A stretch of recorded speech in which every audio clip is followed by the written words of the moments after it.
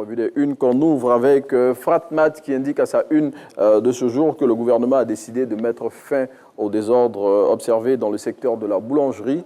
Selon le confrère, hier en Conseil des ministres, le gouvernement a édicté de nouvelles lignes de conduite pour tous les acteurs de ce secteur à fort impact social.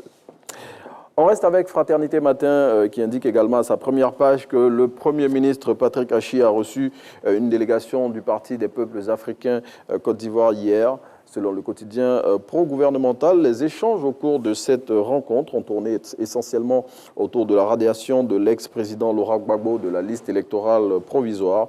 À en croire le confrère qui cite Georges Armand Ouignet, cadre du PPACI. Une solution politique est envisagée pour régler cette situation. On passe à l'Inter qui, à sa une de ce jour, s'intéresse à la polémique suscitée par un message livré récemment par le nouveau président du Conseil épiscopal. Pour apaiser les tensions créées par cette situation, le confrère a publié dans sa parution de ce jour l'intégralité de la contribution de l'Église catholique sur la situation sociopolitique actuelle de notre pays.